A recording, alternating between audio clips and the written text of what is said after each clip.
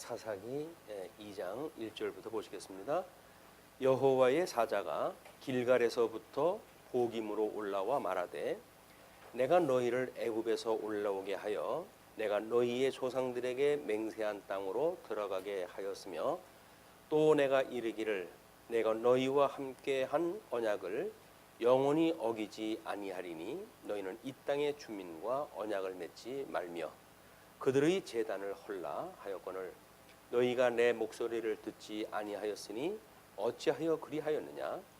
그러므로 내가 또 말하기를 내가 그들을 너희 앞에서 쫓아내지 아니하리니 그들이 너희 옆구리에 가시가 될 것이며 그들의 신들이 너희에게 올무가 되리라 하였노라. 여호와의 사자가 이스라엘 모든 자손에게 이 말씀을 이름해 백성이 소리를 높여 운지라. 그러므로 그것을 이름하여 보김이라 하고 그들이 거기서 여호와께 제사를 드렸더라. 이 장의 내용은 사사를 세우시는 그 내용으로 되어 있습니다. 그래서 지난 시간에 1장을 이제 지파별 정복으로 이렇게 이름을 잡았다고 하면 2장은 또 이제 사사를 세우시는 모든 그 사역 가운데에 첫 번째 서론 부분이 되어져서 아마 지난 시간에는 역사적 서론이라고 하면 오늘은 신학적 서론에 해당되지 않을까 이렇게 생각이 듭니다. 우리 하나님께서는 우리 이제 아담에게 언약을 갖다 하셨을 때 본질적인 언약을 했다고 이렇게 이야기를 했어요. 이걸 우리가 양대 언약이다 이렇게 이야기를 했습니다. 양대 언약. 이것은 하나님의 의와 나라에 해당되어지는 것으로서 이걸 복을 주면서 가라사대 생육하고 번성하라 땅에 충만하라 그리고 다스리라 라고 하는 언약을 주신 내용이죠. 이래 놓고 이제 에덴 동산에 이들을 이끌어 들이시고 이 에덴 동산에서 선악을 알게 하는 과일나무 열매를 따먹지 마라. 따먹는 날에는 너희가 정령 주리라 라고 하는 행위 언약을 주시게 돼요. 근데 이 행위 언약을 주셨음에도 불구하고 이들이 불순종을 하게 되죠. 이 불순종으로 인하여 하나님께서 약속하신 대로 이제 그들을 따먹는다는 정령 죽으리라라고 했던 대로 죽여야 되니까 이들을 에덴 바깥으로 내쫓아야 되는데 이때 하나님께서 은혜 언약을 이제 주시게 되어집니다. 은혜 언약. 그래서 우리 아담에게 주셨던 이 언약은 하나님께서 일찍이 작정과 예정하신 뜻을 갖다 이루시는 거예요. 이 예정하신 뜻을 이제 이루시는 것이 이게 천상사역에서 이제 이룬 거거든요. 천상사역. 우리 천상계를 만드시고 저 뜻을 이루었어요. 그래서 우리가 주기도를 할 때마다 아버지의 뜻이 하늘에서 이루어진 것 같이라고 이야기를 합니다. 근데 이 하늘에서 이루어진 거는 사실은 영계예요. 영계. 천사계를 갖다 해가지고 이제 그 만들었기 때문에 아담은 6째 날 만들었잖아요. 근데 이거는 첫째 날서부터 셋째 날에 창조되어졌기 때문에 우리가 천상계라고 그렇게 이야기를 하는 겁니다. 그래서 빛과 어둠을 나누심으로 해서 빛의 권세, 어둠의 권세, 또는 빛의 나라, 어둠의 나라, 뭐 천국과 지옥, 뭐 이런 영계의 모든 것들이 여기서 이루어진 거예요. 그래서 이거를 이제 땅에서 이루어달라고 우리는 늘 이제 기도했다 하죠. 우리 하늘에서 이루어진 것처럼 땅에서 이루어지게 해주세요라고 하는 것이 소위 말하는 섭리입니다. 섭리. 이 섭리를 위해 가지고 넷째 날서부터 이제 태양과 이 해 아래 모든 천체계를 만드시고 하나님께서 6째 날 아담을 만드시고 아담에게 언약을 하시고 언약대로 이루어가시는 섭리를 다 하시는 거거든요. 그래서 이 은혜 언약을 주시면서 이제 이들을 에덴에서 추방을 하셨어요. 그래서 이 에덴은 이 일로 인해 가지고 상실되어지고 만 겁니다. 그래서 하나님이 이 안식일을 이제 안식하셨다. 이 6째 날 창조를 마치고 7일 날 안식을 하셨다. 이렇게 이야기를 하는데 하나님과의 안식을 누리지 못하고 쫓겨나가지고 이 에덴을 상실했다. 이제 우리가 이렇게 이야기를 하는 거예요. 그래서 이 에덴과 상실한 것을 물론 이제 이거는 이 은혜 언약이 장차 오실 예수 그리스도에 대한 이야기이기 때문에 이런 언약대로 하나님이 섭리하신 걸 보게 되면 둘째 아담이신 예수님을 통해 가지고 이 모든 걸 성취가 돼요. 그래서 상실되어진 것이 다시 회복이 되어지고 이 회복되어진 것은 나중에 세상 끝날 소위 천년 왕국을 통해 가지고 저 잃었던 에덴이 회복이 되어진다. 이것이 하나님의 전체 섭리에 대한 이제 시나리오예요. 자, 이렇게 되어졌는데 지금 사사기의 논리는 하나님이 약속하신 대로 지금 이스라엘 백성들을 상실했던 것처럼 에덴에다가 이 땅에서 이제 이루어지는 것을 우리 이스라엘 모형 국가를 통해서 보여주시는데 선민 아브라함을 불러가지고 이를 애굽의 종으로 이제 살게 하시잖아요. 이게 400년 동안이나 종으로 서시게 되는데 여기서 출애굽되어진 것, 이 출애굽이 되어진 것이 우리 예수님을 통해서 이루어진 걸 모형적으로 보여주는 사건이에요. 그래서 이스라엘 백성들이 이제 이 출애굽이 되어져서 시내산에서 우리 이제 광야 생활을 갖다 할 때입니다. 이 광야 생활을 할 때 하나님께 율법을 주시죠. 이 율법을 주셨을 때 또 우리 작게는 십계명을 받았을 때 우리 이제 그 아래서는 우상을 섬김으로 해가지고 십계명 돌판을 깨뜨리고 다시 십계명을 갖다 주시잖아요. 이 다시 십계명을 갖다 주는 것처럼 이렇게 출애굽을 갖다 했을 때 20세 이상인 자들은 이제 여기서 60세가 넘어가는 사람들은 계수에 빠지게 되어지지 않습니까? 그랬을 때 이 신명기에 와가지고 재교육이 돼요. 이 재교육. 그러니까 민족적으로 해가지고는 십계명으로 해가지고 돌판을 먼저 깨뜨리고 다음 돌판을 중심으로 해가지고 하나님은 이스라엘 백성들을 저 행연약대로 망하게 하실 뿐만 아니라 은혜 언약을 구하신다고 하는 사실을 그런 방식으로 보여주고 출애굽을 갖다 해가지고 출애굽한 백성들한테 이 계명에 대한 교육을 시키신 뒤에 이제 세대 교체가 되어진 데는 다시 또 교육이 되어지는 거예요. 그래서 하나님의 이 교육 방식을 보게 되면 끊임없이 재교육이 됩니다. 재교육 끊임없이 재교육이에요. 하나님께서 이 재교육이라고 하는 그 이야기는 이 십계명을 받았을 때 하나님 앞에 범죄했을지라도 하나님께서는 새롭게 돌판을 주어가지고 이들로 하여금 그 죄로부터 구속을 갖다 하시는 걸 보여주잖아요. 그러니까는 하나님은 우리를 섭리해 가실 때 끝없이 용서를 갖다 해가시는 사역이에요. 물론 이제 이 가나안 땅 들어와 가지고 우리 사사기가 여호수아를 통해 가지고 땅을 정복을 갖다 했는데 땅을 정복을 다 하지 아니한 상태란 말이에요. 이런 그 상태에도 우리가 어떻게 하나님께서 우리들의 이런 믿음의 세계를 가지고 하나님의 끝없는 사랑 이걸 깨닫게 하시는가? 하나님의 이런 인간의 끝없는 실수라고 하는 그 이야기는 하나님의 한없는 은혜를 깨닫게 하는 일이에요. 이게 그냥 인간이 죄를 짓지 말아야지 이것이 아니라 그럼에도 불구하고 우리 하나님께서는 여전히 우리를 사랑하셔 라고 깨달은 것을 예수님이 오셔가지고 우리 이제 제자들한테 말씀하셨다고 하시면서 형제가 실수하였을 때 7번을 용서하리까? 라고 큰맘 먹고 베드로가 이야기하잖아요. 그랬더니 하나님께서 주님께서 70번씩 7번이라도 용서하다 해야 된다 이제 이렇게 이야기를 한단 말이에요. 그 이야기는 뭡니까 이게? 끝없이 용서하다 하라는 거예요.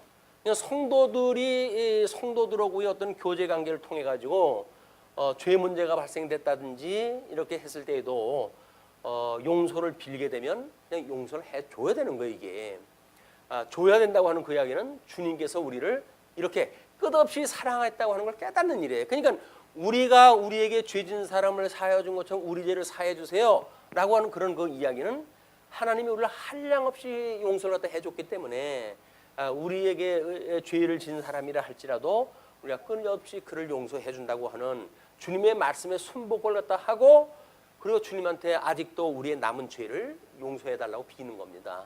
그래서 이제 우리의 이 사죄를 빌고 그리고 우리를 시험에 들게 하지 마시고 그리고 이 악으로부터 구원을 얻게 해주세요라고 하는 것이 섭리 역사에서 우리가 끝없이 주님 앞에 기도할 내용들이에요. 우리의 기도는 끝없이 반복입니다. 이게 끝없이 반복이에요. 왜? 끝없이 우리가 이 범죄를 갖다 하니까 우리가 사죄를 갖다 빌어야 되고 뭐 이건 전천후로 해가지고 우리 시험의 그런 그 현장에 우리가 있기 때문에 시간적으로 공간적으로 이걸 피할 길이 없어요. 그냥 끝없이 이 시험으로부터 우리를 당하지 않게 해달라고 하는 기도가 필요한 것이고 그리고 이 악으로부터 구원도 우리 사사의 사람들로 세워가지고 그들을 그런 대적으로부터 용서를 갖다 해주시, 구원을 갖다 해주시, 이 악으로부터 구원을 갖다 해주세요라고 하는 이 실체적인 우리의 섭리에 대한 걸 모형적으로 보여주는 그림이란 말이에요. 그러니까는 지금 이 2장 1절에서부터 5절까지가 하나님의 사자가 책망하는 내용으로 이제 우리 제목을 잡아놨잖아요. 그 이야기는 뭐냐면 여호와의 사자가 길갈에서부터 복임으로 올라와 말하되, 길갈은 이스라엘 백성들이 이제 그 여리고 요단강을 건너 가지고 이제 기념비를 갖다 놨던 그런 그 곳으로부터 이제 시작이 되는 거예요. 거기서부터 복임으로 올라와 가지고 말하되, 내가 너희를 애굽에서 올라오게 하여 내가 너희의 조상들에게 맹세한 땅으로 들어가게 하였으며, 또 내가 이르기를 내가 너희와 함께한 언약을 영원히 어기지 아니하리라. 하나님께서 하셨던 이 근본적인 언약들, 이런 거는 영원한 언약이에요. 영원한 언약.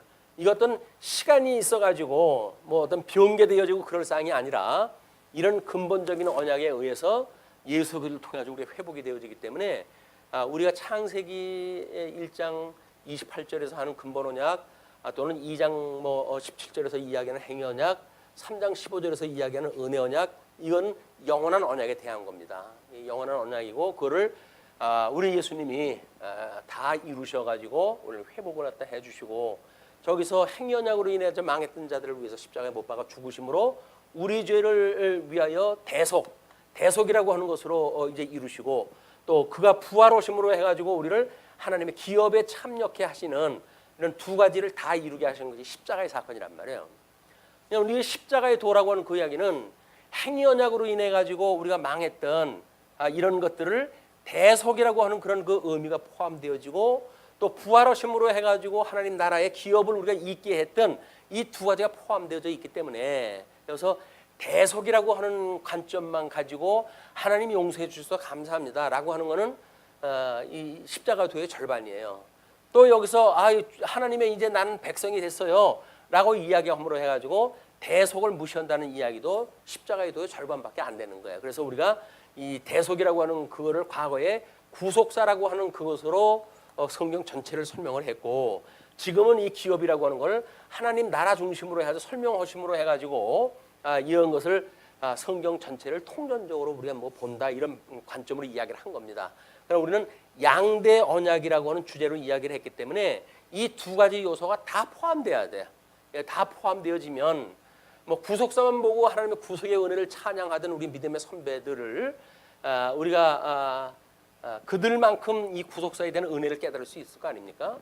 그리고 하나님 나라의 어떤 주권적인 섭리에 의해 가지고 기업을 이루었다라고 하는 그런 그 이야기도 마찬가지로 우리가 같은 하나님의 절대 주권을 믿게 되어진다고 한다면, 우리는 이제 이 양자, 이 사람들이 가지고 있던 신앙이나 이 사람들이 가지고 있던 신앙을 통소폼으로 해가지고 시너지 효과가 배가가 되어지는 겁니다. 근데 시너지 효과라고 하는 거는 그렇게 단순하게 곱하기 둘이 아니에요. 이건 무한 이 자승으로 되어지기 때문에 뭐 자승의 자승, 자승의 자승 이렇게 올라갈 수 있는 이런 그 일이지, 여기서 뭐 두 가지를 이야기를 했으니까 곱하기 두 배다, 이런 단순한 논리가 아니란 말이에요. 산술적인 통섭이 아니라 우리는 하나님의 이 엄청난 능력과 신성과 이런 것들을 보고 배우고 깨닫고, 그래서 우리 하나님에 대한 존재, 하나님에 대한 속성, 하나님에 대한 사역, 이런 것들을 우리가 다 깨닫게 되어지는 거 아니에요? 이것이 구약 성경에서 이야기했던 이 세 가지의 내용입니다. 그래서 역사서를 통해 가지고 하나님의 사역을 소개했고, 시가서를 통해 가지고 하나님의 속성을 이야기를 했고, 그다음에 선지서를 통해 가지고 하나님의 이 존재하심을 증거를 했단 말이에요. 그러니까 이런 구약 성경 전체를 가지고 우리는 천지를 만드신 하나님 아버지를 우리가 믿습니다라고 이야기를 하는 거예요, 사도신경에서는. 그런데 이 창조라고 하는 그런 그 이야기는 하나님께서 이 창조, 이제 이런 하늘에서 이루었다라고 하는 이 창조의 세계는 이거를 섭리라고 하는 그것하고 연결이 되어지는 거야. 이제 우리 교회신앙에서 이걸 보존이라고 이렇게 합니다. 보존. 그러니까 하나님께서 지으신 세계를 하나님께서 보존하신다는 이야기거든요. 그 보존을 갖다 하실 때 창조 사역과 섭리 사역, 하나님의 사역을 둘로 나눈다고 이렇게 이야기를 했어요. 그래서 우리 이런 창조 사역이라고 하는 거를 보여주시는 하나님의 작정 섭리가 있고, 이 작정 섭리가 있고, 하나님의 이 보존을 통해 가지고 우리들의 이런 어떻게 우리를 언약 섭리로 해가지고 사역을 갖다 해가시는가라고 하는 그런 그 섭리를 통해 가지고는 하나님의 예정이라고 하는 그런 뜻이 이루어져 가는 겁니다. 그러니까 우리 예정이라고 하는 이제 구속이라고 하는 것은 우리 예정을 이루시는 사건 아니에요. 탁자와 부택자를 가르치는 일이기 때문에. 그다음에 이 기업이라고 하는 것은 천국과 지옥이라고 하는 모든 세계에 대한 거를 지금 하나님의 작정하신 뜻을 따라 이 실현을 갖다 해가시는 거기 때문에 성경 전체를 봤을 때 이 두 가지를 다 봐야 돼요. 하나님의 선하신 뜻이 뭡니까? 하나님이 하시는 그 생각을 뜻은 뭡니까? 그 이야기가 만사를 작정하시고 모든 이성적 존재를 예정합니다 라고 하는 그 이야기란 말이에요. 그럼 하나님이 하시는 일은 뭡니까? 이 예정과 작정을 이루시는 일입니다. 이렇게 교회신학에서는 그 두 가지를 맥락을 이야기를 하거든요. 우리는 성경 어디를 보든지 이 두 가지를 다 봐야 돼요. 두 가지를 다 보게 되면 거기는 구속의 은혜가 있고 또 작정을 이루시는 하나님의 만사 만물 섭리하시는 그런 그 일이기 때문에 이 두 가지를 놓치게 되면 영혼론에 대해서 문제가 만들어져요. 그래서 요한계시록 4장에 가게 되면 우리 천상계의 예배의 모습이 이제 소개가 되어지며 이 천상계의 예배 모습이 소개가 되어지는데 이제 이것이 20장, 21장에 가게 되면 우리 하나님께서 구속을 통해 가지고 이거는 천상계에서 만들어진 것, 이 하늘에서 이루어진 것 이거예요. 하늘에서 이루어진 걸 보게 되면 24장로와 모든 네 가지 생물과 거기에 모든 그 천사의 무리들이 하나님을 찬양한 모습이 나오잖아요. 근데 이런 거는 천지 창조를 하셨던 하나님의 예배의 장면이에요. 이 뜻이 하늘에서 이 땅에서 이루어질 때에는 이것이 대체적으로 구체적으로 되어지기 때문에 우리가 아버지의 뜻이 하늘에서 이루어졌어요 라고 하는 그런 그 이야기는 우리가 구체적으로 이 땅에서 이 믿음이라고 하는 우리들의 이 구원사하고 맞닿아 있는 겁니다. 그러니까 우리는 예정이 됐기 때문에 우리는 뭐 여기 사는데 별 문제가 없어요 라고 말하는 거는 성경 전체를 오해를 갖다 하는 거예요. 여기서 천상계 그것만 보게 되면 마치 이곳에 있는 거는 점과 같아서 이거는 뭐 잠시 있다 가는 겁니다. 그러니까 구원이 별로가 아니에요. 하나님은 언약대로 이루시는 그 전능하신 분입니다 라고 이야기를 했다 한들 우리가 이 계시 세계 속에서 믿음을 통해 가지고 그걸 배우고 익히지를 않는다고 한다면 그건 우리 거와 아무 상관이 없어요. 그냥 우리는 구속의 현장이 얼마나 중요한지를 모릅니다. 이걸 무시해 놓고 뭐 천상계가 있다는 동 하나님에 대해서 예정되었다든지 이런 이야기는 뜬구름 잡는 이야기예요. 뜬구름 잡는 이야기. 아버지의 그 뜻이 하늘에서 이루어진 것처럼 그 뜻도 있고 작정과 예정의 뜻이 있고 그것이 하늘에서 이루어졌다. 그래서 이 땅에서 이루어질 때 비로소 아담을 만드시고 아담에게 언약을 하시고 아담으로 하여금 그걸 상실하게 하시고 둘째 아담이신 예수님을 통해서 회복하시는 역사를 다 하거든요. 그게 섭리사란 말이에요. 섭리사. 이 두 가지 맥락을 우리가 놓치게 되면 이 십자가의 도를 절반밖에 모르는 거예요.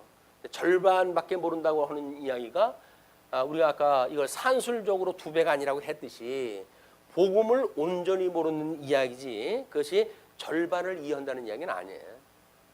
이렇게 구조적으로 구속만 받다든가 나라만 받다든가 했을 때에는 십자가의 도가 아주 극히 일부만 보는 거예요. 그렇기 때문에 은혜도 없고 거기에 우리들의 뜨거운 마음도 없고 하나님에 대한 감격도 그렇고 없는 거예요. 다만 작정한 대로 되어진다고 그러니까 결정난 자들이 이야기하듯이 이미 다 결정된 건데 뭐 여기서 우리가 그럴 건 뭐 있어. 그 결정론적인 거를 주장하는 사람이 대부분 근본주의자들이에요. 그러니까 우리 회교권의 근본주의자도 마찬가지고 유대교의 그 근본주의자들도 마찬가지고 그들은 결정론적인 거기 때문에 이 섭리사에 대한 이런 그 일들에 별로 신경을 안 씁니다. 왜? 도구마로 해가지고 교리적으로 해가지고 이미 다 못을 박아놨어요. 그걸 1.1에게도 바깥으로 못 나게끔 틀을 만들어놨기 때문에 그들은 이런 어떤 구속에서 시간적으로 개인적으로 갖는 감격 또는 경험 이런 것들을 거기에 용서하지 않아요. 이것이 우리가 이 신학적으로 매우 큰 오류에 빠지는 거기 때문에 우리는 이 두 가지를 한꺼번에 볼 수밖에 없는 이런 환경을 우리가 신학적으로 이걸 우리가 이해를 해야 돼요. 그래서 우리 여호수아라고 하는 걸 통해 가지고는 일찍이 땅 언약이 다 성취가 되어졌단 말이에요. 그 땅 언약도 뭐 그 이후에 땅 언약이 이루어지는 걸 뺏겼다 다시 차지했다 이런 것이 반복되어지니까 그 우리 여호수아에 있는 거 가지고 충분히 다 땅 언약이 성취되었다 이렇게 볼 수가 없는 거예요. 그런 그 문제도 마찬가지지만 그래서 그런 땅 언약 하나님 나라의 조건을 이루는 그런 요소를 이루었다라고 하는 것과 동시에 어떻게 하나님의 대속의 은혜가 거기에 있었는가, 끝없는 하나님의 은혜의 섭리가 어떻게 있었는가, 그래야 사사기에서 수없이 반복되지 않습니까? 이 범죄가.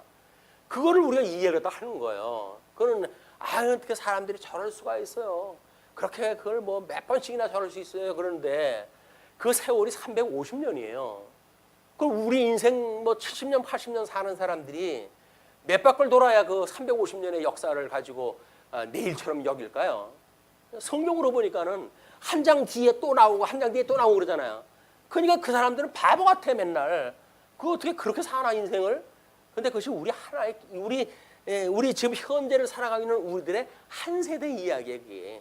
사사 하나 나왔을 때 우리 한 세대의 이야기들이기 때문에 우리 개인적인 구원사에서 우리가 얼마나 하나님 앞에 범죄를 하면서 살아가는지 이걸 스스로 깨닫고 그럴 때마다 우리가 끊임없이 하나님 앞에 기도를 해야 되는 거거든요.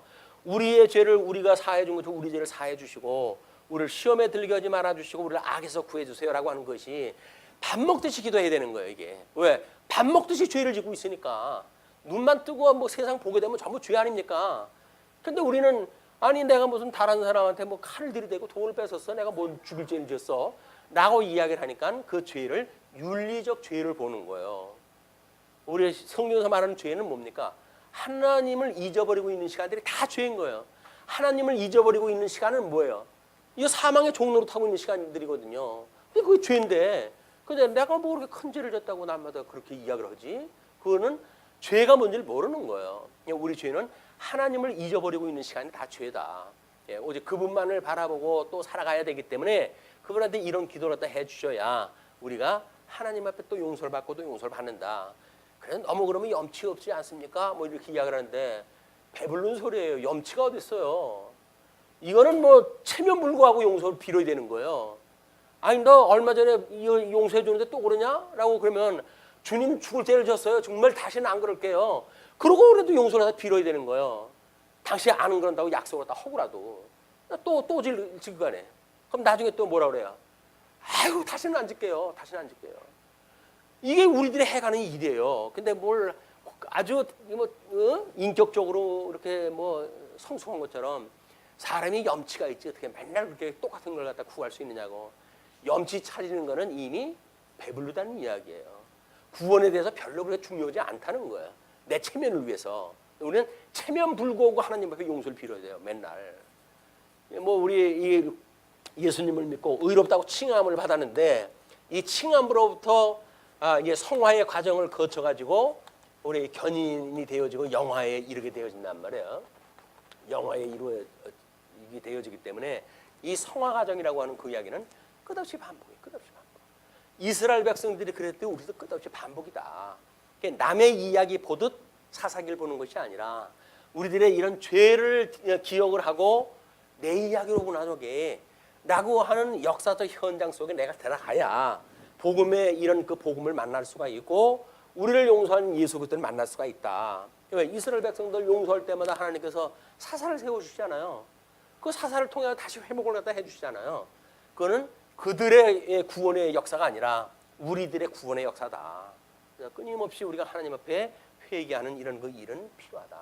그래서 기도를 갖다 할 때 뭐 우리가 이렇게 얘기하죠. 이제 그 찬송과 이제 기도를 갖다 하는데 감사와 그리고 이 기도와 강구를 하라 이렇게 이야기해요.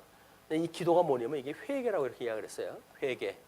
이 강구는 하나님을 구하는 일입니다. 이걸 구하는 일이고 기도라고 하는 건 회개라고 이야기를 했거든요.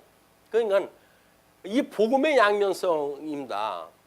끊임없이 우리가 예수 그리스도의 그런 죽으심에 참여되어지는 것, 이게 비하의 신분을 우리가 회복하는 일이에요. 그죠? 낮아지는 신분을 기억을 하고 주님이 나를 위해서 죽으셨어요라고 하는 걸 기억하는 일이고, 그리고 그의 회개로 해서 용서를 받으면 기업에 참여하는 일이 되어지는데, 이것이 부활에 대한 기억이에요. 그래서 십자가의 도, 죽으심과 부활이라고 하는 두 가지 축을 다 붙들고 있는 것이 우리 기도의 내용이기 때문에 끊임없이 용서를 비는 데 뭘 우리가 그렇게 기도를 하다 할 거에 뭐 있어요라고 하는데, 기도할 거 없죠. 기도할 것이 없어요. 왜? 내 죄를 내가 모르니까. 근데 내 죄를 알렸다라고 이야기를 하게 되면, 그러면 시시콜콜 우리는 다 죄를 고백했다 해야 돼요. 근데 그거를 과연 얼마만큼이나 알고 있을까? 이것이 우리들의 이런 기도 시간에 드려지는 시간의 할애의 문제이기도 그렇습니다. 그래서 말씀을 통해서 공부할 때마다 이것이 나에 대한 이야기로구나, 내 죄에 대한 이야기로구나, 이걸 깨닫고, 그럼에도 불구하고 그런 나를 또 용서해 줬던 주님을 만나가지고 위로를 받고 소망을 가지고 기도하고, 이런 일들이 반복되어지는 거다. 그래서 이 땅에서 뭐 윤리적으로 잘 살았어요, 뭐 어때, 다 소용없어요. 윤리적으로 잘 사는 거 뭐 소용이 있어요? 하나님의 뜻하고는 전혀 상관없는 뜻인데, 그게 죄구덩이에 살면서도 불구하고 나는 죄가 없어라고 이야기하는 거 아니에요? 더 큰 죄죠. 내 죄를 알렸다 그러는데 나는 할 만큼 했습니다, 무슨 죄가 있습니까? 라고 덤벼드는 거야, 이 하나님 앞에. 근데 우리는 윤리적으로 하나님, 저는 도저히 하나님 앞에 얼굴을 들 수가 없어요 라고 말을 갖다 해야 정답이에요. 그렇게 되면 다른 사람의 모습을 보고 뭐랄까요? 저 사람은 어떻게 저러고 살지, 예수 믿는다면서? 그럼 맨날 정죄할까요? 천만에, 내 모습인데 어떻게 정죄를 해요? 긍휼한 마음으로 상대를 보게 되어지고, 끊임없이 그를 긍휼한 마음으로 우리가 위로하고 기도하고 하는 것이 되어진다. 다른 사람을 불쌍한 마음, 긍휼한 마음으로 보지 않는 사람은 자기가 용서받은 사람을 모르는 거예요. 용서받은 걸 모르는 사람이에요. 그러니까 다른 사람을 정죄하지요. 내가 얼마나 큰 죄인인지를 모르니까 다른 사람의 그것도 성경적인 선도 아니고 윤리적인 그런 그 일을 제대로 했냐 못했냐 이걸 보고 판단한다는 일은 얼마나 우리들의 무지입니까? 우리는 이 윤리적인 선을 지키는 도덕 종교가 아니라 하나님이 어떠한 분인가를 깨달아가는 과정 중에 우리의 죄가 무엇인지, 그 죽었던 우리를 살리셨는데도 불구하고 또 짓는 그 죄가 무엇인지를 끊임없이 기억하는 일이에요. 그것이 하나님의 은혜의 방편, 우리 교회의 우리 세 가지에 대한 그 방법도 마찬가지지만, 기도의 방편이 뭡니까? 이 하나님 앞에 은혜의 방편이, 그것이 말씀이에요. 그리고 성례, 그리고 기도. 하나님의 은혜를 받는 방편이 세 가지를 갖다 이야기를 하거든요. 근데 은혜의 방편은 기도가 들어가는 거예요. 근데 기도한다고 들어주시나? 하나님의 뜻이면 다 이루어지겠지. 왜 아니겠어요? 하나님의 뜻이면 다 이루어지죠. 나와 상관없이 이루어지니까 그 구원에서 난 상관이 없다는 이야기니까 그게 걱정이지. 내가 기도를 안 해도 하나님의 뜻은 이루어져요. 근데 왜 우리가 기도를 했다 합니까? 알면서도 그런 주님을 체험하고 싶어가지고, 날 용서해 줬다고 하는 그런 주님을 만나고 그분으로 말미암아 위로를 받고, 그렇기 때문에 그분으로 말미암아 우리가 소망을 갖고 살아가기 때문에 끊임없이 기도를 하는 거예요.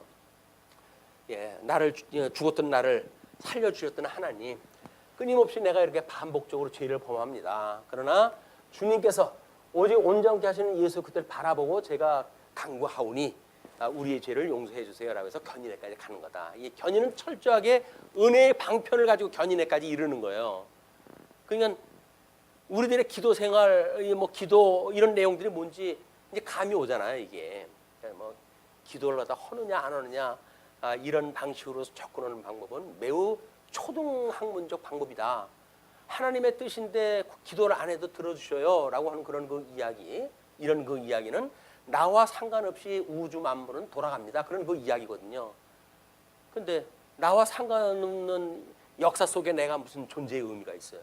내 존재의 의미는 그걸 통해서 하나님을 깨닫고 하나님을 배우고 그를 경외하는 데 이르는 것이 우리한테 주셨던 은혜의 이 장소인데, 이 은혜의 장소에 날 빼버렸다.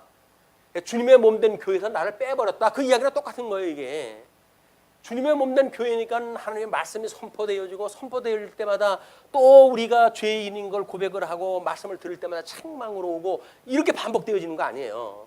이 교회 생활이 중요한데 그걸 모르게 되면 맨날 똑같은 얘기만 한다고. 똑같은 얘기 할 수밖에 없지. 맨날 똑같은 죄를 짓는 사람한테 그럼 무슨 얘기를 갖다 해요. 맨날 똑같은 죄 짓는 사람들 아니에요. 그 사람들한테 뭐 얘기하라고요. 십자가의 도를 이야기 안 하면 뭘 이야기를 하겠어요. 그래 놓고는 맨날 똑같은 이야기를 한대. 아유, 귀에 뭐 못이 박혔다고 그러는데 못이 박힌 사람이 그러고 살아요. 그렇지 않지. 이 귀에 못이 박혔다고 한다면 소화가 안 되니까 이 귀에 못이 박히는 거예요. 제대로 들리게 되면 이쪽 귀로 해가지고 속으로 들어가게 되는데 그게 어떻게 못이 박혀요. 이게 단단하게 경화가 돼가지고 여기서 이야기하는 것이 여기서 튀어버려. 그냥 이게 경화가 돼가지고 못이 박혀버렸으니까 안 들어가요. 이것이 하나님의 그 뜻이 무엇인 걸 몰랐을 때 단순 반복이 아니다. 우리 이런 걸 통해서 끊임없이 조금씩 성장해가는 모습을 이웃을 보고도 깨달아지고 나를 보고도 공감이 되어지고 그랬을 때 우리가 아멘으로 화답하고 성도의 교제가 이루어지는 거다. 상대방을 정죄한다든지 하는 그 이야기는 교회에서 가장 큰 우리 몰 이해로부터 나온다. 하나님의 은혜의 몰 이해로부터 나온다. 끊임없이 이웃을 나보다 낮게 여기고 그를 어떤 뭐 주장하는 자세를 취하지 아니하고 섬기는 자세로 그를 위해서 내가 제물로 바쳐졌을 때 오히려 생명의 역사가 일어나는 걸 깨닫게 되어지고 사적생의 원리라고 그렇게 이야기를 하지 않았어요? 연족보의 원리도 마찬가지죠. 내가 뭐 피땀 흘린 그런 그 제물로 해가지고 복음 사역의 그 이력을 감당을 하니까 또 다른 사람한테 복음이 들려지는 기회가 되어지는 거 아니에요? 그걸 위해서 연보를 하는 거예요, 우리가. 다른 사람의 복음을 증거하고 지키기 위해서 그걸 한다. 그런 의미가 없으면 그냥 뭐 의무감으로 해가지고 돈 얼마 내고 그래 놓고 뭐 전도고 뭐고 아무런 관심이 없는 거예요. 진리를 지키면 됐지 뭐 보수까지 하냐 우리가? 전승까지 하냐? 전승을 이유는 없고 우리는 보수만 하면 돼. 내만 잘 들어가지고 보수만 하면 된다 그러니까 오늘 이제 그 문제가 지적이 되어지는 거예요.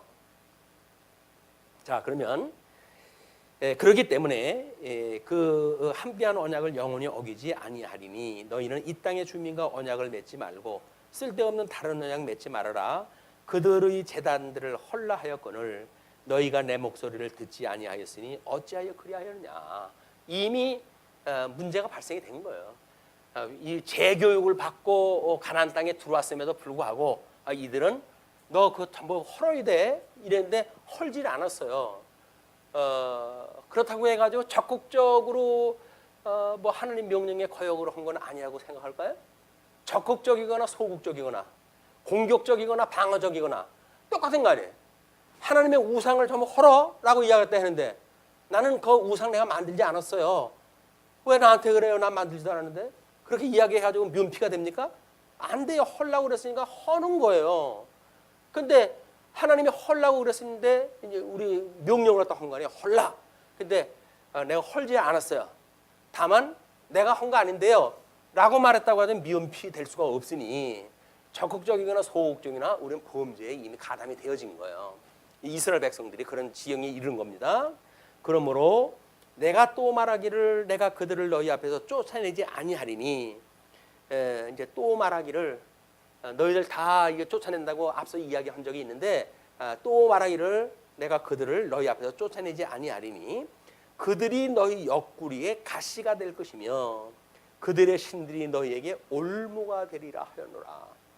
그래서 여기 민수기 때 이제 그 여기 광야 끝나고 민수기 때에 바알 시인에 대한 바알 브롤이라고 하는 그것으로부터 해가지고 오염돼 가지고 이스라엘 백성들이 수천 명이 죽지 않습니까? 그 원인을 갖다 보니까는 모압 여인 그 신을 갖다 섬기는 바알 신을 섬기는 거기에 참여가 되어져 가지고 완전히 뭐 질서가 다 깨져버린 거예요. 그래서 이제 여호수아의 명령에 의해 가지고 전부 처참을 죽이고 이 사람들을 함께 쳐 죽임으로 해가지고 하나님의 사대를 갖다 이제 받게 되어진 거 아닙니까? 이 바알 제도가 새로운 땅 가나안 땅에 들어갔을 때 이게 새로운 우상이에요. 이 우상을 섬기지 않는 우상을 계속 섬기는 일로 인해 가지고 이 사람들이 죄 가운데 살게 되어지는 겁니다. 이 죄 우상을 섬기는 죄로부터 다시 또 용서함을 받고 사사를 세워가지고 또 이제 회복이 되어지고 그러다 또 형편 펴지면 또 우상을 섬기고 그러니까 이 뭐 개가 토한 걸 다시 먹는다고 이야기했다 하는데 우리가 마치 똑같은 죄를 갖다 쓰는 거예요. 이 우상이 뭐라 그랬죠? 탐심이라 그래. 탐심이 곧 우상 숭배라고 그랬잖아요. 그럼 우리들의 이런 데서 탐심으로 작동되는 게 뭘까요? 그게 우리들한테 뭐 우리 육체의 소욕 또 뭐 뭐라 그래 또 이생의 자랑 그다음에 안목의 정욕 안목의 정욕 이것이 아담을 속였던 그 사단의 세 가지 요소 아닙니까? 먹음직스럽고 보암직스럽고 지혜 있을 만큼 줄만한 일들 그걸 여지껏 우리가 가지고 있는 거거든요. 이스라엘 백성들이 사사이 가나안 땅에 들어가 가지고 섬기는 우상의 문제는 궁극적으로 예수님 이후에 요한계시록에 봤을 때 7교회가 그걸로 또 하나님 앞에 책망을 받아요. 달라지는 거 아무것도 없어요. 똑같아요. 요한계시록의 7교회가 결국은 이것 때문에 하나님 앞에 책망을 받는 겁니다. 그래서 이기는 자만 이제 하나님의 복에 참여되어진다라고 이야기를 하기 때문에 우리 예수 그리스도 한 분만으로 우리가 이 탐심을 버리고 우리가 이 족함을 갖다 깨닫는 신앙을 갖다 할 것인가라고 하는 문제가 끊임없이 우리 기도거리인 거예요. 주님만 만나면 그분만으로 우리가 존귀함을 얻고 그분만으로 부유함을 얻고 그분만으로 강건함을 얻어서 세상에서 강건한 모든 복의 요소를 우리는 다 충족되어졌다라고 믿고 살아가는 것이 예수님과 한 몸이 되어졌다고 하는 이 구속 사건을 우리가 믿는 고백이란 말이에요. 자, 그렇기 때문에 이제 여호와의 사자가 이스라엘 모든 자손에게 이 말씀을 이르매 이 백성이 소리를 높여 운지라. 그래서 복 있는 사람의 회복이 될 만한 징조가 있으니까 그 사자 여호와의 사자 하면 천사가 이제 와가지고 이런 말씀을 증거했다 하는데 그 말씀을 듣고 백성이 소리 높여 울어요. 회개의 역사야. 그러니까 하나님의 말씀을 듣게 되면 이 말씀이 우리들한테 책망으로 와 닿아야 됩니다. 책망. 하나님의 이 말씀은 교훈과 책망과 바르게 함과 그다음에 의로 교육하기에 합당하다 이렇게 이야기를 하잖아요. 이 교훈을 와가지고 주님이 그랬군요. 이렇게 해가지고 그분의 교훈이 우리한테 들려오고 그리고 주님이 이렇게 하라는데 저는 그렇게 못했군요라고는 책망이 와야 되는 거예요. 그래서 이 바르게 함과 의로 교육하는 데에 이 말씀이 작동이 돼야 된다. 말씀을 들었는데 이런 작동이 안 된다는 이야기는 뭐예요? 그냥 남의 이야기 듣는 거예요. 소설처럼 그냥 남의 이야기를 갖다 듣는 거지 내 이야기라고 한다면 이건 우리들의 사건이다. 자, 그래서 그러므로 그것을 이름하여 복임이라 하여고 그들이 거기서 여호와께 제사를 드렸더라. 이 제사가 바로 우리 주 예수 그리스도의 십자가의 사건인 거예요. 그렇죠? 어디에 이 십자가의 이야기가 나오든지 이게 다 예수 그리스도의 죽으심과 부활에 대한 예표적인 사건들이다. 다음에 이제 6절로부터 10절 보시게 되면 여호수아의 죽음에 대한 걸 이야기를 합니다. 그래서 전에 여호수아가 백성을 보내매 이스라엘 자손이 각기 그들의 기업으로 가서 땅을 차지하였고 백성이 여호수아가 사는 날 동안과 여호수아 뒤에 생존한 장로들 곧 여호와께서 이스라엘을 위하여 행하신 모든 큰 일을 본 자들이 사는 날 동안에 여호와를 섬겼더라. 얘는 이들이 여기서 지금 하나님의 말씀을 끊임없이 기억할 수 있는 건 뭐예요? 끊임없이 큰 일을 본 자들, 하나님의 이 놀라운 역사, 이걸 본 자들, 이런 자들만 그런 것이 가능한 거예요. 이것이 우리가 말씀을 보존한다. 그런 그 한 세대의 사람들이에요.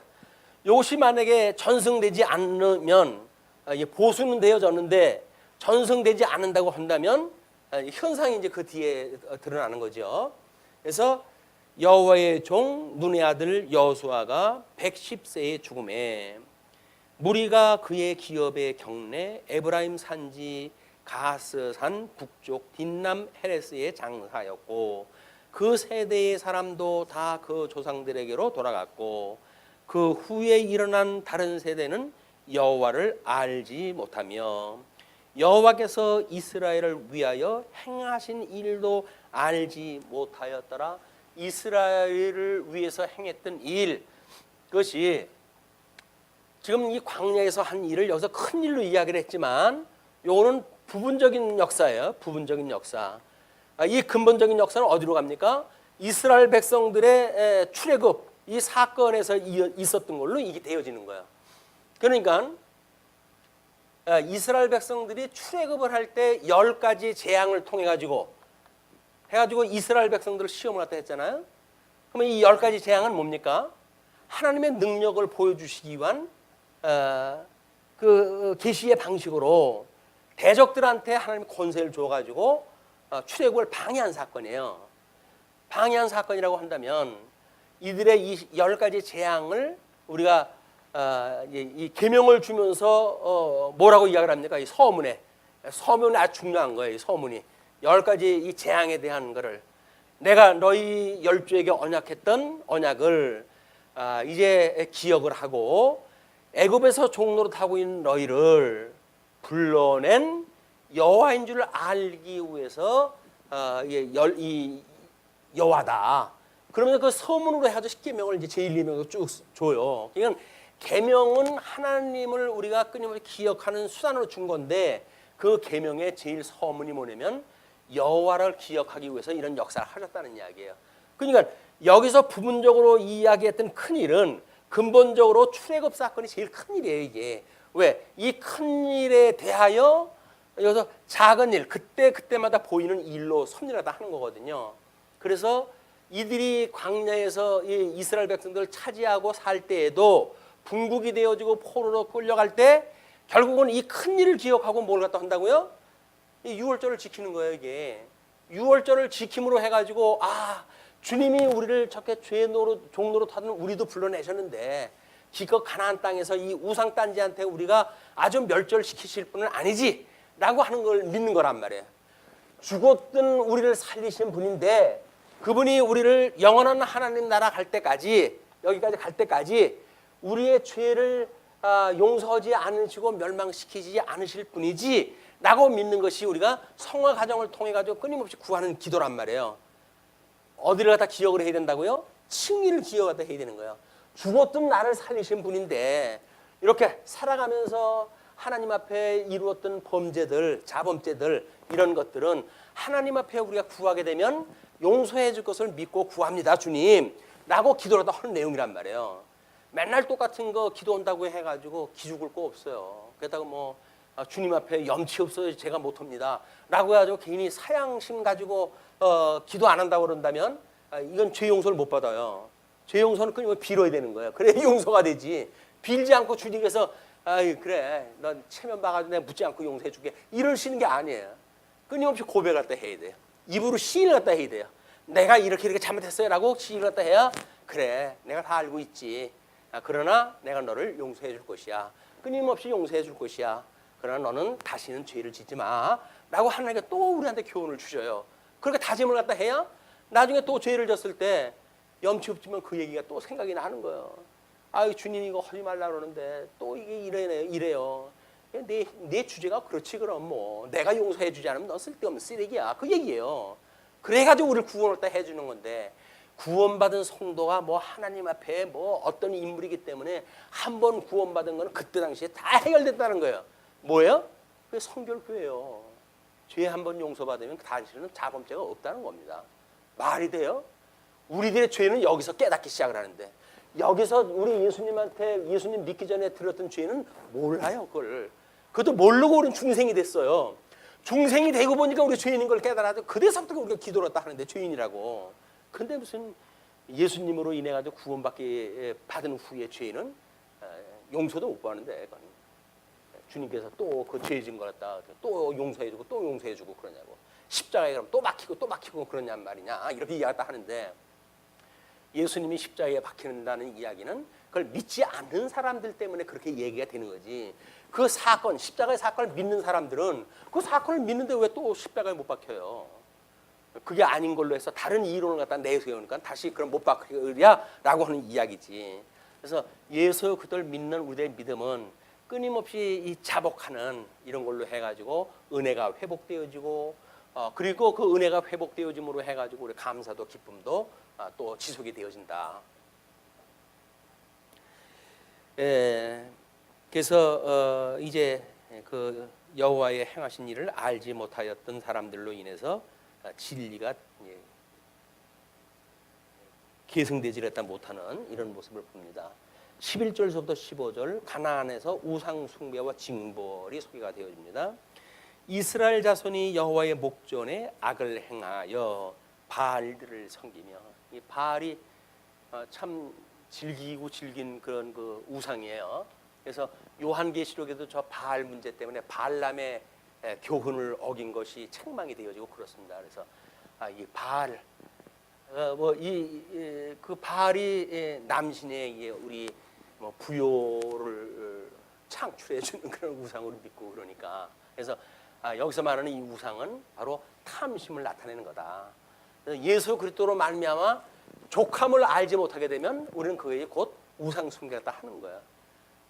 족하지 못하니까 뭔가 마이너스 2% 안에 뭐 다른 건 다 좋은데 주님 뭐 이왕이면 저한테 요 정도는 더 주실 수 있지 않아요? 라고 해가지고 마이너스 2%를 고백하는 순간 우리는 탐심에 빠져버리는 거야.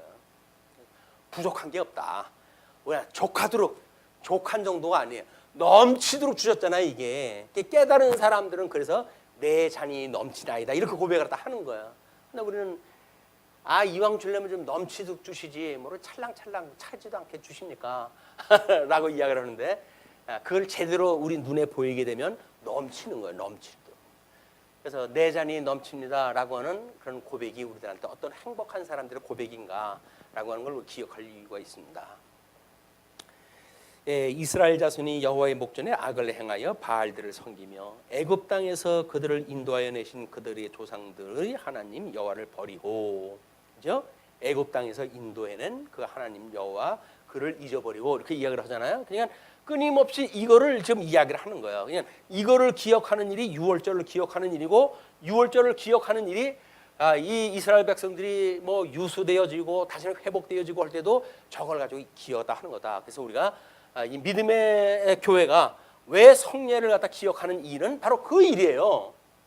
그런데 뭐 성례가 그걸 촌스럽게 지금도 떡을 떼면서 뭐 하는 거 또는 세례를 갖다 주는 것이 이게 본질적인 문제처럼 교회에서 하느냐라고 이야기를 하는데, 참 우리가 위험천만했어요. 위험천만했어요. 왜 교회 우리 믿음의 선배들은 이것이 은혜의 방편으로 해야지 이야기를 했을까요? 끊임없이 이걸 기억을 갖다 해야 되는 거예요. 이스라엘 백성들이 끊임없이 저걸 기억했듯이 우리도 끊임없이 예수 그때 십자가의 죽으심을 기억하다 해야 될 일이다. 그걸 놓쳐버리니까 은혜도 없고, 그리고 뭐 그러고 사는 거예요.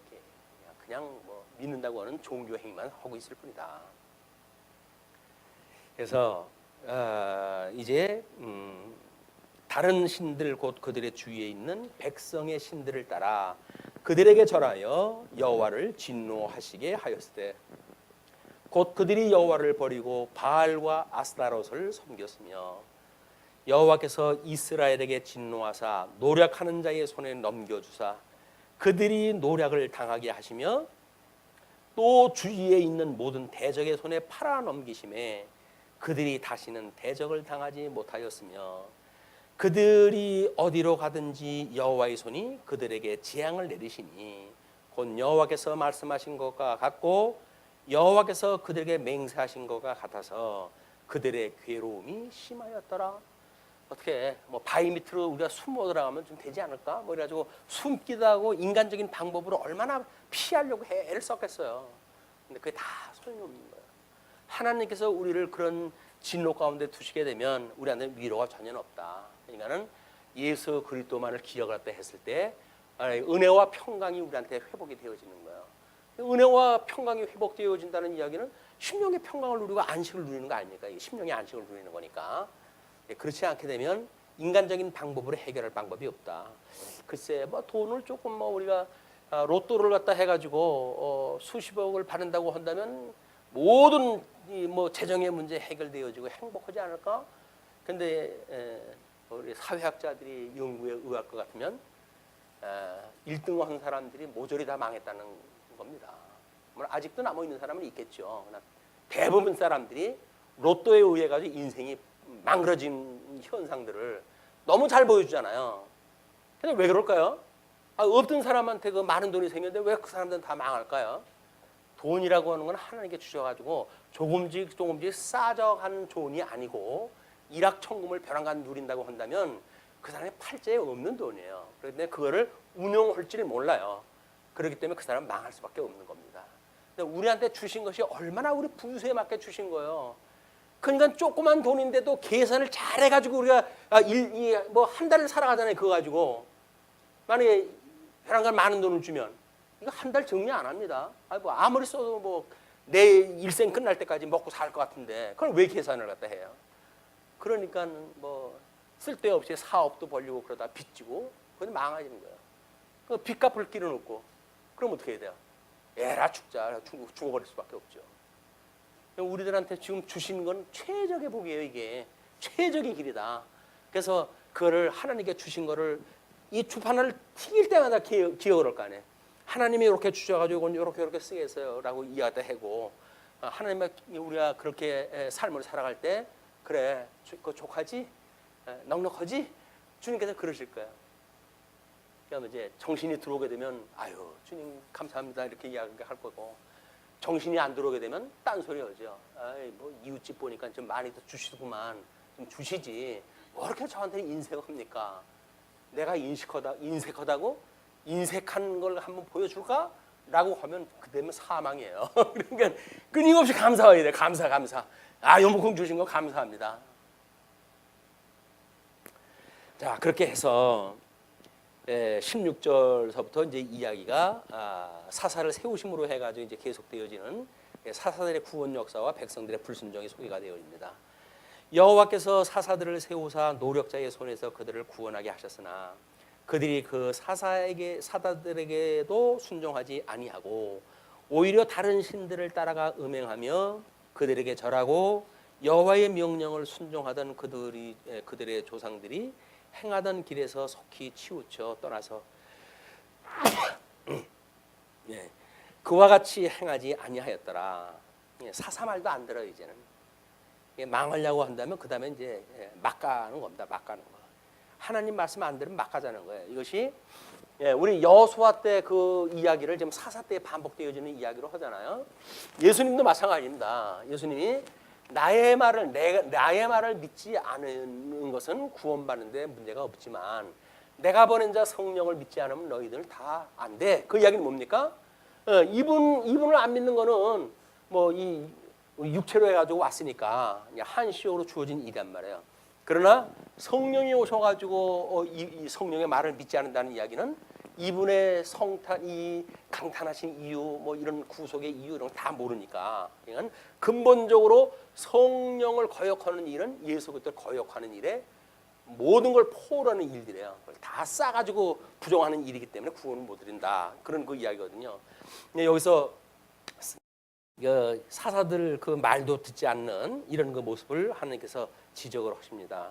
그래서 여호와께서 그들을 위하여 사사들을 세우실 때에는 그 사사와 함께 하셨고 그 사사가 사는 날 동안에는 여호와께서 그들을 대적의 손에서 구원하셨으니 이는 그들이 대적에게 압박과 괴롭게 함을 받아 슬피 부르짖음으로 여호와께서 뜻을 돌이키셨으니거늘 그 사사가 죽은 후에는 그들이 돌이켜 그들의 조상들보다 더욱 타락하여 다른 신들을 따라 섬기며 그들에게 절하고 그들의 행위와 패역하는 길을 그치지 아니하였으므로 여호와께서 이스라엘에게 진노하여 이르시되 이 백성이 내가 그들의 조상들에게 명령한 언약을 어기고 나의 목소리를 순종하지 아니하였은즉 나도 여호수아가 죽을 때에 남겨둔 이방 민족들을 다시는 그들 앞에서 하나도 쫓아내지 아니하리니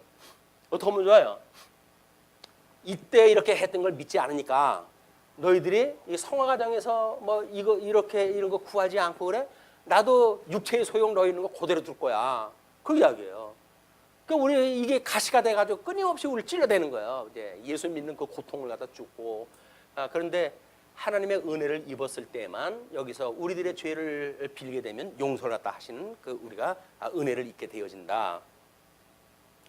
그래서 이제 여호와께서 그들을 위하여 사사들을 세우실 때에는 그 사사와 함께 하셨고 그 사사가 사는 날 동안에는 여호와께서 그들의 대적의 손에서 구원하셨으니 이는 그들이 대적에게 압박과 괴롭게 함을 받아 슬피 부르짖음으로 여호와께서 뜻을 돌이키셨음이거늘 그 사사가 죽은 후에는 그들이 돌이켜 그들의 조상들보다 더욱 타락하여 다른 신들을 따라 섬기며 그들에게 절하고 그들의 행위와 패역하는 길을 그치지 아니하였으므로 여호와께서 이스라엘에게 진노하여 이르시되 이 백성이 내가 그들의 조상들에게 명령한 언약을 어기고 나의 목소리를 순종하지 아니하였은즉 나도 여호수아가 죽을 때에 남겨둔 이방 민족들을 다시는 그들 앞에서 하나도 쫓아내지 아니하리니 이는 이스라엘이 그들의 조상들이 지킨 것 같이 나 여호와의 도를 지켜 행하나 아니하나 그들을 시험하려 함이라 하시니라. 시험에 들게 하지 마시오고 여호와께서 그 이방 민족들을 머물러 두사 그들을 속히 쫓아내지 아니하셨으며 여호수아의 손에 넘겨주지 아니하셨더라. 그러니까 끊임없이 우리가 악에서 구원을 얻다 해주세요라고 하는 기도가 필요한 겁니다. 이런 그 기도는 끊임없이 우리 주님 가르쳐 주신 기도가 요한계시록을 준비하면서 그 주기도가 그렇게 성경 전체의 논리를 싸고 있는 거지 또 다시 한번 그걸 깨닫게 됐어요. 그래서 뭐 언제 시간이 있으면 그 주기도에 대한 그런 의미를 다시 한번 살펴보도록 하겠습니다.